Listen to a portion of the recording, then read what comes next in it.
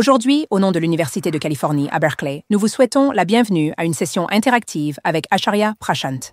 Acharya-ji est un exégète du Vedanta, philosophe et réformateur social, chroniqueur et auteur à succès national. La démocratie a été le meilleur système que nous connaissons. Maintenant, les limites du système sont impitoyablement exposées.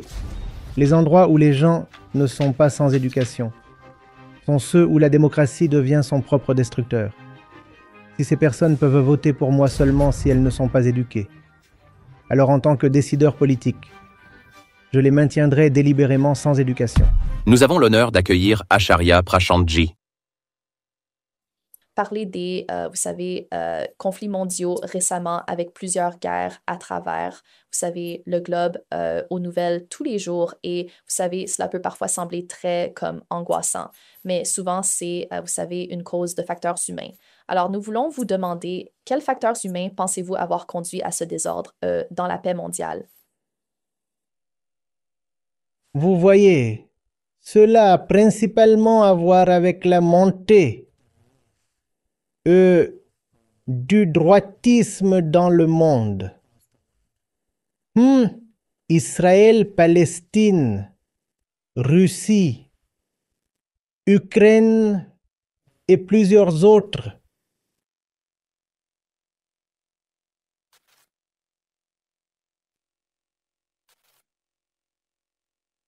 Conflits mineurs naissants.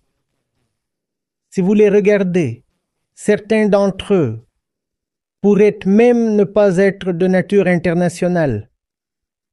Si vous les regardez, ils sont principalement liés à la montée des attitudes de droite. D'accord? Maintenant, d'où ça vient ça? Ça vient de quelques endroits. Je vais essayer de les énumérer. La première est que le modèle démocratique est probablement lui-même imparfait. Ce ne sont pas les populations qui commencent une guerre. Non, vous ne pouvez pas dire que les Russes ont envahi les Ukrainiens. Cela n'est pas arrivé. D'accord? C'est le dirigeant, l'homme au centre, qui déclenche la guerre, principalement pour ses propres ambitions personnelles et basées sur ses idéologies personnelles. Ce qui est remarquable, c'est que cet homme au centre, et c'est ce que nous voyons partout dans le monde aujourd'hui, est principalement un produit du processus démocratique lui-même, ou du moins un processus semi-démocratique, au moins un processus pseudo-démocratique, même en Russie. Vous ne l'appellerez pas officiellement une dictature. Pas vrai? Et cela se passe aussi aux États-Unis. Le processus démocratique, croit que les gens, tels qu'ils sont capables de prendre des décisions sages et, sensées. Maintenant, ce principe, cette hypothèse, est évidemment préférable à laisser une personne au hasard assumer l'autorité.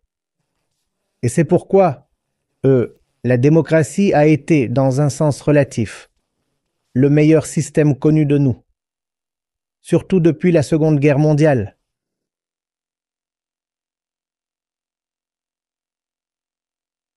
Mais maintenant, 80 ans depuis la guerre, les limites du système, ces lignes de faille, sont impitoyablement exposées. Vous parlez de personnes qui exercent leur droit de vote librement. Mais les gens, sont-ils libres tout d'abord, intérieurement? S'ils peuvent être tentés, manipulés, excités, sont-ils libres? Si les gens, Si quelqu'un peut venir vous inciter euh, avec des idées racistes ou des doctrines communautaires, à quel point êtes-vous vraiment libre? Hein? Mais la démocratie dit non. La personne est l'unité souveraine de prise de décision. Et nous respecterons cela. Hein? Donc j'appelle ça la première erreur de respect. Numéro 1. Il y a un autre endroit que le système démocratique libéral respecte trop. Nous y reviendrons. Oui, évidemment, il doit y avoir un suffrage universel pour les adultes. Et les gens doivent avoir le droit de voter. Mais alors, il faut investir beaucoup dans l'éducation.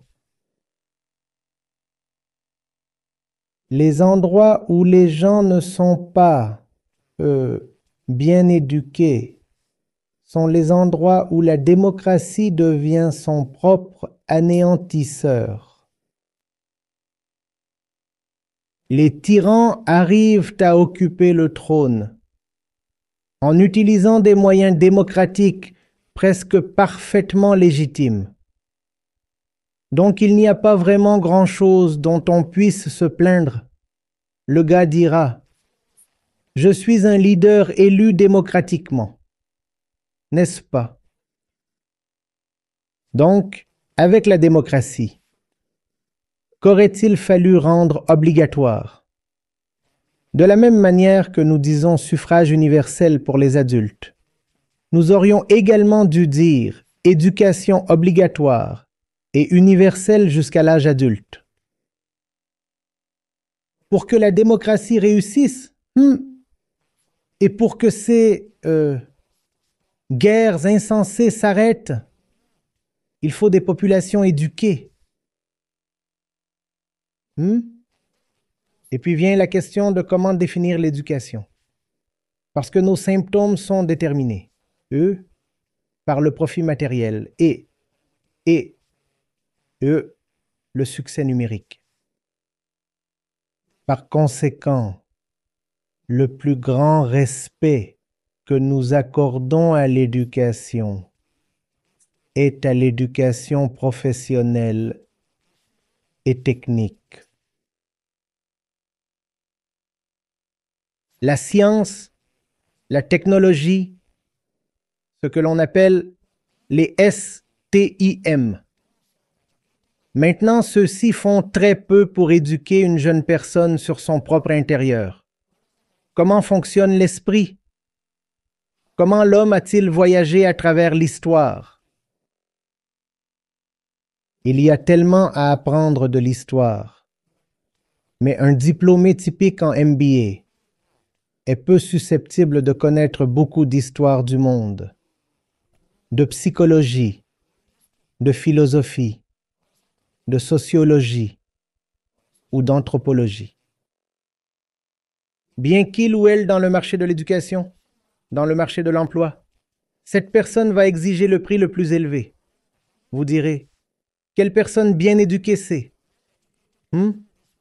Licence en technologie et maîtrise en administration des affaires. Non, vous pouvez être titulaire d'un B, tech, d'un MBA, ou peu importe, médecin, ceci ou cela.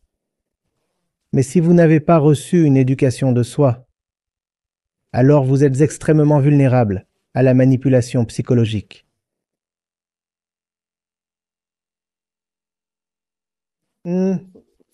Alors, ouais. J'allais dire, oui, je veux dire, à Berkeley, c'est une école publique. Donc, vous savez, ces cours optionnels dont nous parlions avant, vous savez, les gens ne sont pas toujours vraiment obligés de les suivre. Et bien que comme étudiant en ingénierie, doivent suivre un cours d'éthique, j'ai remarqué que beaucoup d'étudiants, comme mes camarades, ne s'en soucient pas vraiment. Mais même si je pense que je peux prendre le temps de comprendre et d'apprendre l'histoire et de comprendre l'éthique, une démocratie est un corps de personnes. Et c'est très isolant d'être le seul à se soucier et à avoir l'impression de comprendre comment faire en sorte que les personnes autour de vous changent systématiquement tout votre corps une personne. Merveilleux.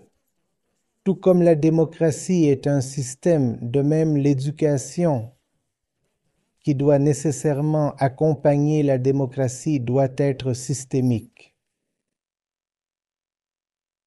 On ne peut pas dire que l'éducation est selon votre bon vouloir. L'éducation doit être quelque chose dont l'État s'occupe. Et chaque personne doit être éduquée jusqu'à l'âge de 25 ans au moins, au moins. Nous sommes arrivés à un point où, avec l'intelligence artificielle et tout ça, ainsi que l'augmentation de la longévité de la vie, nous n'avons pas vraiment besoin de commencer à travailler nécessairement à 21 ans. Vous devez commencer à travailler à 21 ans si vous ne vivez que jusqu'à 60 ans ou si vous devenez victime de nombreuses maladies et morbidités à 60 ans. Aujourd'hui, vous restez en bonne santé jusqu'à 80 ans.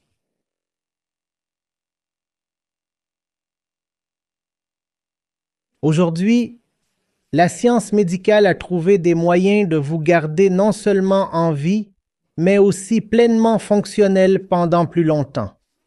Vous pouvez donc consacrer 25 ou 30 années de votre meilleur temps à l'éducation, et vous devez le faire. Pourquoi pas?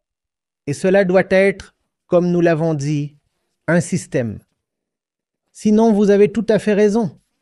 Vous vous sentiriez comme une île.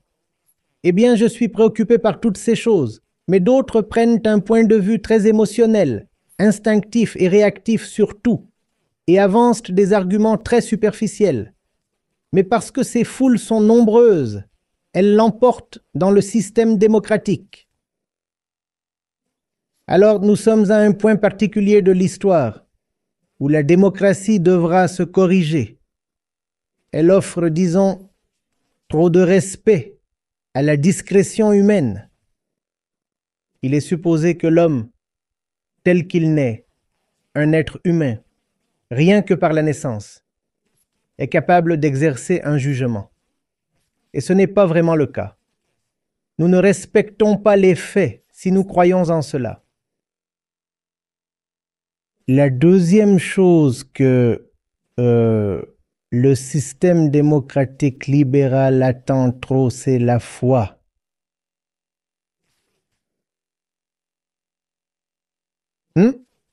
La foi qui n'est rien d'autre qu'un système de croyance.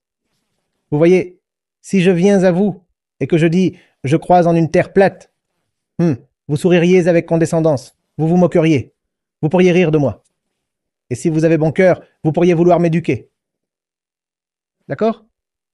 Et si je viens vous voir en disant « je crois en une terre plate parce que c'est ce que dit mon livre religieux », alors vous me laisseriez tranquille et vous diriez « vous savez, c'est une question de foi, et je respecte toutes les croyances. » Non, c'est insensé. Si nous sommes libres de dénoncer, contredire, renverser toutes sortes d'irrationalités, de superstitions et d'illogismes, pourquoi avons-nous continué à être si respectueux de cette chose, appelée foi aveugle?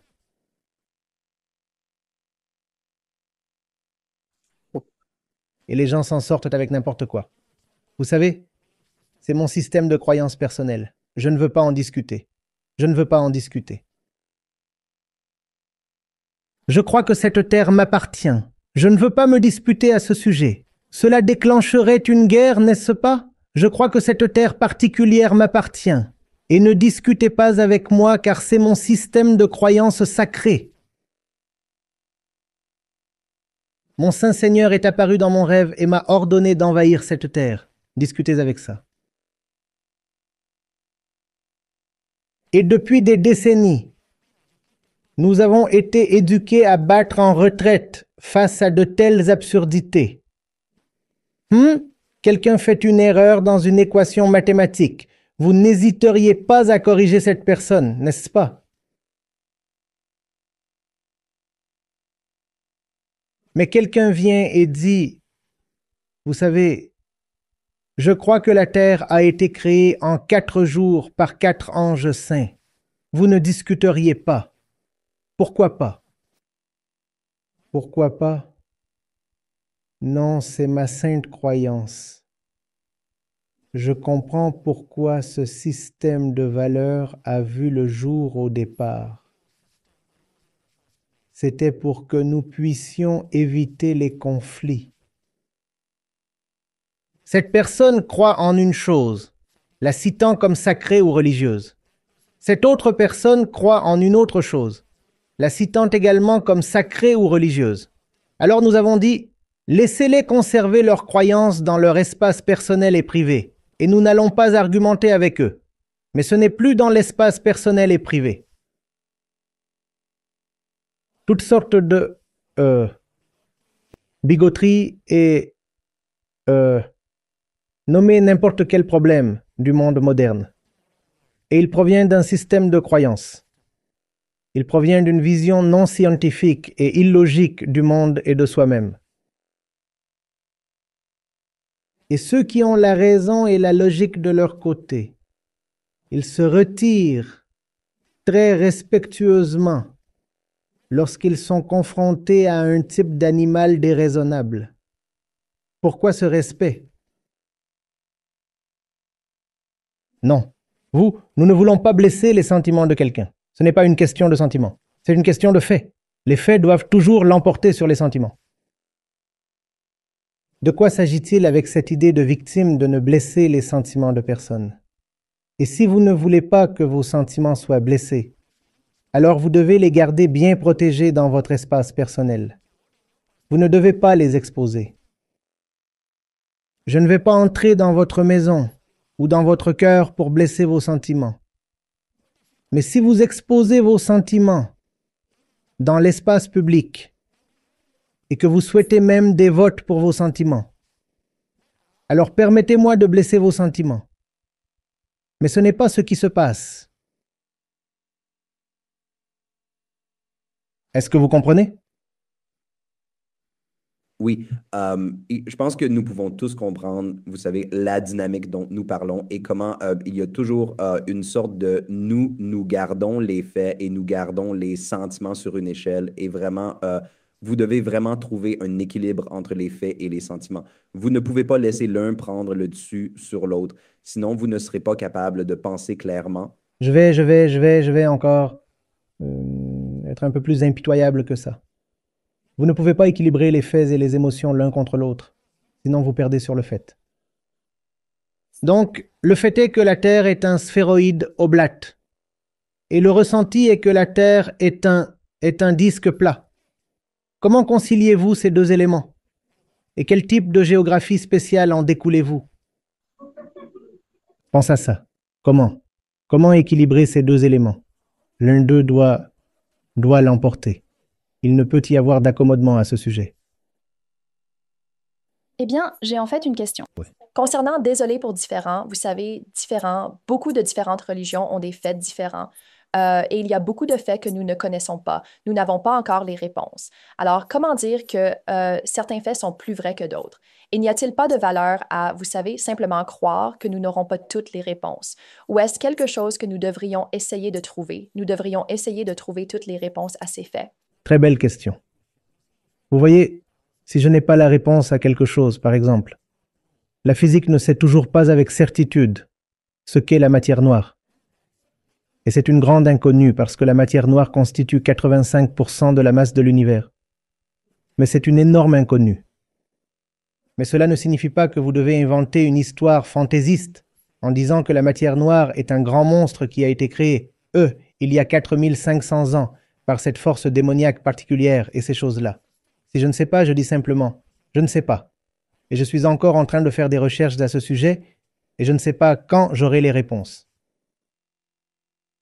Mais inventer des histoires et les opposer aux faits ne peut tout simplement pas être toléré. Et c'est quelque chose que nous, vous voyez, cela commence au niveau de la famille elle-même. Ça commence au niveau de votre relation la plus basique, non? Ne voyez-vous pas comment, dans nos relations les plus intimes, les sentiments parviennent à obtenir une importance qu'ils ne méritent tout simplement pas? Et les résultats ne sont jamais bons. Les résultats ne sont jamais bons. Le sentiment doit être aligné avec le fait. Je ne parle pas de devenir des automates insensibles, non. Mais le sentiment doit être aligné avec le fait. Et alors le sentiment lui-même atteint un peu de sacré lorsque le sentiment est aligné avec le fait. Mais si votre sentiment est plutôt aligné avec votre ego et vos imaginations, alors comment respecter un tel sentiment? Mais le monde est. Oui, s'il te plaît. Une autre chose que je voulais demander à ce sujet, c'est que parfois, nous déclarons des choses comme des faits parce que quelqu'un qui a du pouvoir les déclare, comme l'eugénisme par exemple. Vous savez, quand aux États-Unis, les Blancs détenaient le pouvoir et déclaraient que l'eugénisme était une vérité, comment les personnes qui, vous savez, n'ont pas l'occasion de s'exprimer peuvent-elles faire entendre ce qu'elles ressentent? Car dans ce cas-là, vous savez, elles ne possèdent pas les faits pour affirmer que l'eugénisme est faux. Elles n'ont que leurs expériences personnelles. Vous voyez, les faits par définition sont réfutables. Vous n'acceptez pas quelque chose comme un fait simplement parce qu'une autorité l'a proclamé ainsi. Ce n'est pas le processus par lequel quelque chose obtient le statut de fait. Un fait, par définition, est vérifiable et réfutable. Il existe des revues par des pairs. Einstein a développé sa théorie de la relativité. Et il y avait ce grand livre publié contre lui. 100 auteurs contre Einstein. Et il a trouvé une vraiment intelligente. Il a dit, si j'étais faux, même un aurait suffi. Pourquoi 100? Même un aurait suffi. Pourquoi 100? Et c'est ça le truc avec les faits. Si un fait est prouvé faux, ne serait-ce qu'une seule fois, il perd son statut et il est disponible publiquement pour être testé et contesté. Vous pouvez le tester, vous pouvez le nier. C'est toujours dans le domaine public. L'accélération due à la gravité est de 9,8 mètres par seconde carrée. Maintenant, ce n'est pas un commandement sacré. Vous et moi pouvons le vérifier par nous-mêmes, et ensuite cela devient un fait. Et puis il y a des théories qui ne sont pas encore dans le domaine des faits. C'est juste une théorie. Cela ressemble à une bonne théorie. C'est une théorie qui donne des résultats vérifiables. Mais c'est toujours une théorie car il reste encore des lacunes. Alors, donc la science est, je suppose, assez honnête à propos des choses. Ce n'est pas parce que certaines choses sont communément acceptées qu'elles acquièrent le statut de fait. Je ressens ceci, je ressens cela. Pourquoi ressentez-vous autant de choses? Allez lire. Instruisez-vous. Au lieu de ressentir autant, pourquoi ne pas visiter une bibliothèque? Une bibliothèque électronique disponible directement sur votre téléphone.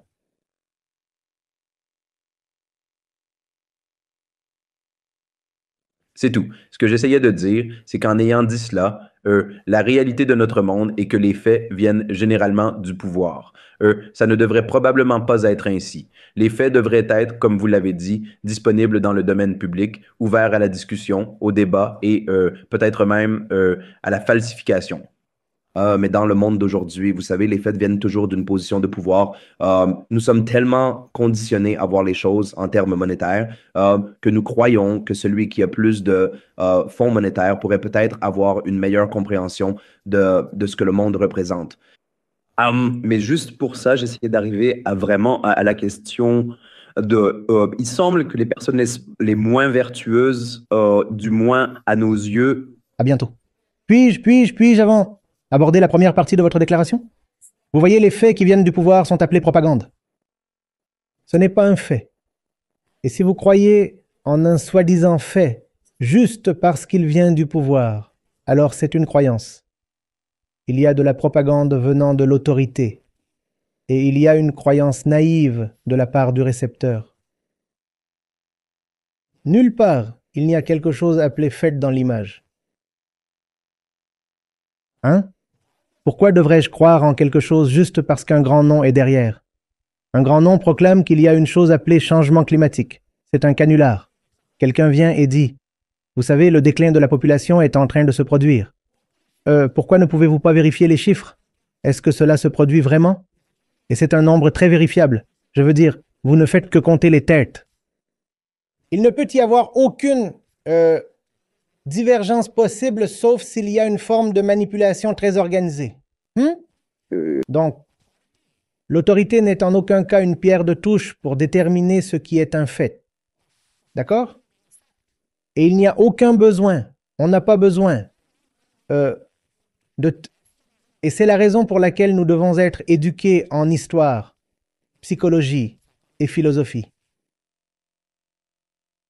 Nous devons voir comment des nations entières ont pu être manipulées avec succès pendant des siècles pour croire à des choses totalement fantastiques, de la poudre aux yeux.